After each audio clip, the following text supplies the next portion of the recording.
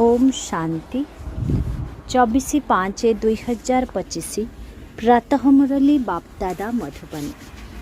परम शिक्षक श्री भगवान उवाच मीठे बच्चे अमृत बेलारे निजर अन्य समस्त संकल्प को बंद करी एकमात्र बाबा को बहुत स्नेहर सहित मन पकाओ। बाबा सहित मीठा मीठा रुहरिहान कर अर्थात आत्मिक वार्तालाप कर। आजिर प्रश्न तुम मानकर प्रत्येक कथारे अर्थ अच्छी अर्थ सहित शब्द किए कहि पारिबो? उत्तर जो माने देही अभिमानी अटंती सेही माने ही प्रत्येक कथा अर्थ सहित कहि पारिबे। बाबा तुम मानंकु संगमरे जहा सबु शिखाउछंती ताहा अर्थ सहित अटे। देह अभिमानर वशीभूत होई मनुष्य जहा सबु कहउछंती से सबु अर्थविहीन होइथिबा कारणरू अनर्थ अटे। सेथिरु कौनसी फल मिलुनाही बा लाभ हेउ। गीत नयनहीन को राह दिखाओ प्रभु। ओम शांति। ए सबु हेला भक्ति मार्गर गीत। तुम मानंक पाई ए सबुर कौनसी आवश्यकता नाही, कौनसी कष्टकर कथा नाही। भक्ति मार्गरे तो केते कष्ट करिबाकु पड़ुछि, केते नीति नियम रहिछि। ब्राह्मण खुआइबा एपरि करिबा तीर्थ आदि को जाई बहुत किछि करिबाकु होइथाए। बाबा तुम मानंकु सबु कष्टरु मुक्त करि देउछंती। एथिरे किछि भी कष्ट करिबार नाही। मुखरे शिव शिव मध्य कहिबार आवश्यकता नाही। एपरि कौनसी कायदा नाही एवं ता द्वारा कौनसी फल मध्य मिलिब नाही। बाबा कहउछंती केवल अंतरर अनुभव करिबाकु हेब जे मु आत्मा। बाबा कहउछंती मोते मने पकाओ, तेणु अंतर्मुखी होई बाबांकु ही मने पकाओ। तेबे बाबा प्रतिज्ञा करुछंती तुमर पाप भस्म होई जिवो। एहा जोग अग्नि अटे जेउथिरे तुमर विकर्म विनाश हेबो एवं तुमे घरकु चली जिवो। एबे सृष्टिर इतिहासर पुनरावृत्ति हेउछि। ए सबु हेला निजे निज सहित कथावार्ता करिबार उपाय। निज सहित आत्मिक वार्तालाप करि चल। बाबा कहउछंती मु कल्प कल्प तुमको एही उपाय बताउछि। तुमे माने ए कथा मध्य जानिछ धीरे धीरे एही सृष्टि रूपी वृक्ष वृद्धि होई चलिबो। मायार तूफान मध्य वर्तमान समय रे ही आसुछि। जेतेबेले कि मु आसी तुम मानंकु मायार बंधनरु मुक्त करुछि। सत्य जुगरे कौनसी बंधन रहिब नाही। एही पुरुषोत्तम जुगर यथार्थ अर्थ मध्य वर्तमान अर्थ सहित तुम मानंक बुद्धि रे अछि। एठारे प्रत्येक कथार यथार्थ अर्थ रहिछि। देह अभिमानी मनुष्य माने जेउ कथावार्ता करिथांती ताहा सबु हेला अनर्थ। देही अभिमानी मनुष्य जेउ कथा कहिबे ताहा अर्थ सहित अटे, जहा द्वारा यथार्थ फल प्राप्ति होइथाए। एबे भक्ति मार्गरे केते कष्ट करिबाकु पडुछि। भाबुछंती तीर्थ यात्रा करिबा, एभली करिबा सेभली करिबा ए सबु हेला भगवानंक पाखरे पहुँचिबार रास्ता।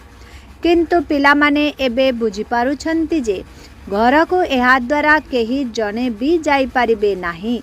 लक्ष्मी नारायण जे कि प्रथम नंबर विश्वर मालिक थिले सेमानंकु मध्य 84 जन्म नेबाकु पडुछि।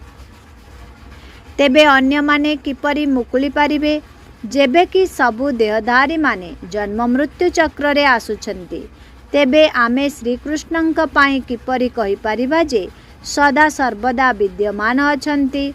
हाँ, श्री कृष्णंकर सेही नाम रूप रहिला नाही, बाकी आत्मा तो कौनसी ना कौनसी रूप रे रहिछि। ए सबु कथा बाबा आसी एबे पिलामानंकु बुझाउछंती। एहा पाठपढ़ा अटे, तेणु विद्यार्थी जीवन रे एही पाठपढ़ा उपरे ध्यान देबाकु पड़िबो। प्रतिदिन निजर चार्ट लेखिबार समय निर्धारित करि दियो। व्यवसायी मानंकर बहुत बंधन रही थाए, किंतु चाकरी करिथिबा व्यक्तिंकर कौनसी बंधन न थाए। सेमाने तो निजर काम शेष कले छुट्टी। व्यापारी मानंक पाखकु केतेबेले भी ग्राहक आसीगले तांको जिनिस देबाकु पड़िथाए। तेणु बुद्धि जोग बाहर को चली जाए सेथिपाई चेष्टा करी समय बाहर करवा उचित। अमृत बेलार समय बहुत भल। से समय रे बाह्य विचारधारा को ताला पकाई देबा उचित जेपरी कौनसी बाह्य विचार आसी पारिबो नाही। केवल बाबांकर स्मृति थाउ बाबांक महिमारे लिखिदेबा उचित। बाबा ज्ञानर सागर पतित पावन अटंती। बाबा आमको विश्वर मालिक करुछंती तेणु तांक श्रीमतरे चालिबाकू पड़िबो। सबुठारु श्रेष्ठ मत मिलुछि मन मना भव। अन्य केही भी यही मत दे पारिबे नाही। तुम मानंकु तमो प्रधानरु सतो प्रधान हेबा पाई कल्प कल्प एही मत मिलिछि। बाबा गोटिए कथा केवल कहउछंती मोते मने पकाओ। एहाकु ही कुहा जाउछि वशीकरण मंत्र। तेबे एहाकु अर्थ सहित मने पकाइबा द्वारा ही खुशी मिलिथाए। बाबा कहउछंती अव्यभिचारी स्मृति रहिबा उचित। जेपरी भक्ति मार्ग रे केवल शिवंकर पूजा अव्यभिचारी भक्ति अटे। परे पुणी व्यभिचारी भक्ति आरंभ हैला। अनेकंकर भक्ति करिबारे लागी पड़िले। प्रथमे अद्वैत भक्ति थिला केवल जनकर ही भक्ति करुथिले। एबे ज्ञान मध्य सेही जनक ठारु सुनिबाकू हेबो। तुमे पिला माने जहार भक्ति करुथिलो सिए निजे एठाकू आसी तुमको बुझाउछंती मीठा मीठा संतान माने एबे मु आसीछि। एही भक्तिर मार्ग एबे पूरा होइछि। तुमे माने ही प्रथमे प्रथमे एकमात्र शिव बाबांकर मंदिर तैयारी करिथिल। से समय रे तुमे अव्यभिचारी भक्त थिल सेथिपाई बहुत सुखी थिल। पुणी व्यभिचारी भक्त हेबा द्वारा दैत्य मत को आसीगल तेणु किछि दुख भोगिबाकू पड़िला। एकमात्र बाबा ही तो समस्तंकु सुख देउछंती ना। बाबा कहउछंती मु आसी तुम मानंकु मंत्र देउछि। मंत्र मध्य केवल जनक ठारु ही सुण। एठारे केही देहधारी नाहांती। एठाकू तुमे माने बापदादांक पाखकू आसुछ। शिव बाबांक ठारु उच्च केही नाहांती। तांको ही समस्ते मने पकाउछंती। भारत ही स्वर्ग थिला। लक्ष्मी नारायणंकर राज्य थिला। तेबे तांको एपरी योग्य किए करिथिले जाहांकर तुमे पूजा करुछ। केही जानि नाहांती जे महालक्ष्मी किए। महालक्ष्मींकर पूर्वजन्म कौन थिला। तुमे पिला माने जानिछ से जगत अम्बा अटंती। तुमे सबु माता अट। वंदे मातरम। सारा जगत उपरे तुमे माने ही निजर आस्थान जमाउछ। भारत माता केवल जनकर नाम नुहे। तुमे समस्ते जोगबल द्वारा शिवंक ठारु शक्ति नेउछ किंतु शक्ति नेबारे माया हस्तक्षेप करुछि। युद्धरे जदि केही आक्रमण करंती तेबे बहादुर होई लढ़िबा दरकार। एपरी नुहे जे केही आक्रमण करिले तुमे तांक जालरे बांधी होई जाओ। एहा हेउछि मायार युद्ध। बाकी कौनसी कौरव एवं पांडवंकर युद्ध हेउ नाही। वर्तमान तो परस्पर मध्यरे युद्ध चलिछि। मनुष्य माने जेतेबेले लड़ाई करिथांती एक गज दुई गज जमी पाई मध्य गला काटी देई थांती। एबे बाबा आसी बुझाउछंती एही परी ड्रामा तैयारी होईछि। रामराज्य एवं रावण राज्य। एबे तुमे माने जानुछ जे आमे रामराज्य को जीवु जेउठारे असरंती सुख रहिछि। तार नाम ही हेउछि सुखधाम। सेठारे दुखर चिन्ह वर्ण रहिब नाही। बाबा वर्तमान एपरी राजत्वर अधिकारी करिबा पाए आसिछंती। तेणु पिलामानंकु केते पुरुषार्थ करिबाकू हेबो। मु बारंबार कहूछि पिलामाने थकी जाओ नाही। शिव बाबांकु स्मरण करि चल। से मध्य बिंदु आमे आत्मा माने मध्य बिंदु। आमे माने एठाकू अभिनय करिबाकू आसिछु। एबे अभिनय शेष हेबाकू जाउछि। तेणु बाबा कहउछंती मोते मने पकाओ। तेबे तुमर विकर्म विनाश होई जिवो। आत्मा रे ही विकर्म चढ़ी थाए ना। शरीर तो एहिठारे ही समाप्त होई जिवो। केतेक मनुष्य कौनसी पापकर्म कले निजर शरीर को ही समाप्त करि देई थांते किंतु एपरी करिबा द्वारा कौनसी पाप कटि न थाए। पाप आत्मा बोली कुहा जाई थाए। साधु संत आदि तो कहि देउछंती आत्मा निर्लेप। आत्मा ही परमात्मा अटे। एठारे अनेक मत रहिछि। वर्तमान तुमको गोटिए मत मिलुछि। बाबा तुमको ज्ञानर तृतीय नेत्र देइछन्ति। आत्मा ही सब किछि जानिछि। पूर्वरु ईश्वरंक विषय किछि भी जानि नथिल। सृष्टि चक्र किपरि घुरुछि, आत्मा केते छोट। बाबा प्रथमे प्रथमे आत्मार अनुभूति कराउछन्ति। आत्मा बहुत सूक्ष्म, जार साक्षात्कार होइथाए। ए सबु भक्ति मार्गर कथा, ज्ञानर कथा तो बाबा ही बुझाउछन्ति। से मध्य भ्रुकुटी मझिरे आसी विराजमान करुछन्ति। ब्रह्मा मध्य तुरंत बुझी जाउछन्ति। ए सबु हेउछि नुआ कथा, जहाँकि बाबा बसी बुझाउछन्ति। एहाकु पक्का मने रख, भूली जाओ नाही। बाबांकु जेते स्मरण करिब सेते विकर्म विनाश हेब। विकर्म विनाश हेबारे ही तुम मानंकर भविष्यत निर्भर करुछि। तुम मानंक सहित एही भारत भूखंड मध्य सबुठारु सौभाग्यशाली अटे। एहीपरि सौभाग्यशाली अन्य कौनसी भूखंड नाही, कारण एठाकु बाबा आसुछन्ति। भारत ही स्वर्ग थिला, जहाकु आल्लांकर बगीचा बोली कहउछन्ति। तुमे जानिछ बाबा पुनर्बार भारत को फूलर बगीचा करुछन्ति। आमे सेठाकु जीवा पई पाठ पढुछु, जहार साक्षात्कार मध्य करुछन्ति। ए कथा मध्य जानिछन्ति जे एहा सेही महाभारत लड़ेई, पुणी एपरी लड़ेई आउ केबे लागिबो नाही। तुम मानंक पई नुआ दुनिया मध्य निश्चय दरकार। जेतेबेले नुआ दुनिया नुआ थिला, सेतेबेले भारत स्वर्ग थिला। एहा 5000 वर्षर कथा, लक्ष लक्ष वर्षर कथा नुहे। जदि लक्ष लक्ष वर्ष होई थांता, तेबे अगणित मनुष्य होई जाई थांते। ए कथा मध्य काहारी बुद्धि रे पशु नाही जे एते वर्ष किपरि होई पारिबो, जेतेबेले कि एते जनसंख्या ही नाहांती। एबे तुमे माने बुझी पारुछ। आजिठारु 5000 वर्ष पूर्वरु आमे सारा विश्व उपरे राजत्व करुथिलु। सेतेबेले अन्य कौनसी भूखंड नथिला। से सबु धर्म पर स्थापन हेउछि।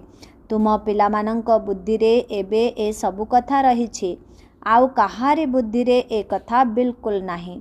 तेबे अल्प इशारा देले मध्य बुझिजिबे जे वास्तव रे एहा सत्य कथा। आम पूर्वरु निश्चित अन्य कौनसी धर्म थिला। एबे तुमे माने बुझाई पारिबो जे प्रथमे एकमात्र आदि सनातन देवी देवता धर्म थिला, ताहा प्राय लोप होई गलानी। केही निजकु देवता धर्मर बोली कहि पारिबे नाही। केही भी बुझी पारु नाहंती जे आमे आदि सनातन देवी देवता धर्मर थिलु। पुणी सेही धर्म केउ आड़े गला? हिंदू धर्म केउठारु आसिला? काहार मध्य एही कथारे चिंतन चालू नाही। तुमे पिलामाने बुझाई पारिबो बाबा तो ज्ञानर सागर, ज्ञानर अधिकारी अटंती। तेबे निश्चित एठाकु आसी ज्ञान सुनाइथिबे। ज्ञान द्वारा ही सद्गति होइथाए। एथिरे प्रेरणार कौनसी कथा नाही। बाबा कहउछन्ति वर्तमान जेपरि मु एठाकु आसीछि, सेहीपरि कल्प कल्प आसीथाए। पुणी कल्प परे मध्य आसी पुणी सबु पिलामानंक सहित मिलन हेबो। तुमे मध्य एहीपरि चक्र लगाउछ, राज्य नेउछ, पुणी हराउछ। यह बेहदर नाटक एवं यही नाटक रे तुमे समस्ते अभिनेता। आत्मा अभिनेता होई जदि रचयिता, निर्देशक एवं मुख्य अभिनेतांकु न जानिब, तेबे से केउ कामर? तुमे पिलामाने जानिछ आत्मा किपरि शरीर धारण करी पाठ करुछि। एबे पुणी घर को जीवाकु हेबो। एबे एही पुराणा दुनियार अंतिम समय। एहा केते सहज कथा। तुमे पिलामाने ही जानिछ बाबा किपरि गुप्तरे एहांक शरीर रे बसिछन्ति। गोदरी में करतार देखा, अर्थात ब्रह्मा बाबांक मध्य रे शिव बाबांकु देखिली। एबे देखिली कहिबा ना जानिली कहिबा, कथा तो गोटिए। आत्मा को देखि पारिबो, किंतु ताहा द्वारा कौनसी फायदा नाही। केही बुझी पारिबे नाही। नवदा भक्ति रे बहुत साक्षात्कार करिथांती। आगर तुमे पिलामाने मध्य केते साक्षात्कार करुथिल। बाबांक ठारू बहुत प्रोग्राम आसुथिला। पुणी शेष समय रे एही खेल सबु तुमे माने देखिबो। एबे तो बाबा कहउछन्ति पाठ पढ़ी दक्ष होई जाओ। जदि न पढ़िब, जेतेबेले फलाफल बाहरिब, तेबे मुह तळकु होई जिवो। पुणी बुझीपार जे आमे केते समय नष्ट करिछु। जेते जेते बाबांक स्मृति रे रहिब जोगबल द्वारा पाप कटिजिब। जेते बाबांक स्मृति रे रहिब सेते खुशीर पारद उपरकु चढ़िब। मनुष्य ए कथा मध्य जानि नाही जे भगवानंकु काहींकी मने पकाउछन्ति। कहउछन्ति मध्य तुमे माता पिता, किंतु अर्थ किछि जानि नाहंती। एबे तुमे जानुछ, तेणु शिवंक चित्र उपरे बुझाई पारिब। ये हेले ज्ञानर सागर पतित पावन, त्यांकु मने पकाइबाकु हेब। पिलामाने जानिछन्ति सेही बाबा असरंती सुखर रास्ता बताइबा पई आसिछन्ति। एहा हेउछि पाठपढ़ा। एथिरे जिए जेते पुरुषार्थ करिब सेते उच्च पद पाइब। ये कौनसी साधु सन्थ नुहंती जाहांकर गद्दी चली आसुछि। एहा तो शिव बाबांकर गद्दी। एपरि नुहे जे इए गले अन्य केही गद्दी उपरे बसी जिवे। बाबा तो समस्तंकु साथिरे नै जिवे। केतेक संतान व्यर्थ चिंतन रे निजर समय नष्ट करुछन्ति। भाबुछन्ति खूब धन एकत्र करिबी, पुओ नाती आदि खाइबे, परे कामरे आसिब, बैंक लकर रे जमा करिबी, पिला छुआ माने खाइबे, किंतु काहाकु मध्य गवर्नमेंट छाड़िब नाही। सेथिपाई से सबुर अधिक चिंतन न करी निजर भविष्यतर रोजगार रे लागि जिबा उचित। एबे पिलामानंकु पुरुषार्थ करिबाकु हेब। एपरि नुहे जे ड्रामा रे थिले करिबु। पुरुषार्थ बिना खाद्य मध्य मिलिब नाही, किंतु काहार भाग्य रे जदि न थाए तेबे पुणी एहिपरि खियाल आसिथाए। भाग्य रे जदि नाही तेबे पुणी ईश्वरीय पुरुषार्थ मध्य कौन करिबे। जाहांक भाग्य रे अछि सेमाने भल भावरे धारण करिथांती एवं अन्य मानंकु मध्य कराइथांती। बाबा तुमर शिक्षक गुरु मध्य अटंती, तेणु तांकु मने पकाइबा उचित। सबुठारु प्रिय पिता शिक्षक एवं गुरु ही अटंती, तेणु तांकु मने पकाइबा उचित। बाबा तो बहुत जुक्ति बताउछन्ति। तुमे साधु सन्थ आदिंकु मध्य निमंत्रण देई पारिब। अच्छा, मिठे मिठे शिखिला दे संतान मानंक प्रति मात पिता बाप दादांकर मधुर स्नेह संपन्न शुभेच्छा एवं सुप्रभात। आत्मिक पितांकर आत्मिक संतान मानंकु नमस्ते। आत्मिक संतान मानंकर आत्मिक पितांकु ओम शांति, गुड मॉर्निंग, नमस्ते नमस्ते नमस्ते नमस्ते नमस्ते। शुक्रिया बाबा, शुक्रिया। ओम शांति। धारणा पाई मुख्य सार 1 नंबर, पुरुषार्थ करी निजर भविष्यत पाई रोजगार करिबारे लागि जिबा। ड्रामा रे थिले करिबी ए कथा कही पुरुषार्थहीन हेबा उचित नुहे। 2 नंबर, सारा दिन रे जहा किछि पाप हेउछि बा काहाकु दुख देउछे सेगुड़िकु लेखिबाकु हेबो एवं सत्यतार सहित बाबांकु सुनाइबाकु पड़िबो। स्वच्छ हृदय रे एकमात्र बाबांकु मने पकाई समस्त हिसाब किताब को चुक्त करिबाकु हेबो। आजिर वरदान, निजर मुकुट एवं सिंहासन को सर्वदा कायम रखुथिबा निरंतर स्वतः जोगी भव। वर्तमान समय रे बाबांक द्वारा सबु पिलांकु मुकुट एवं सिंहासन प्राप्त हेउछि।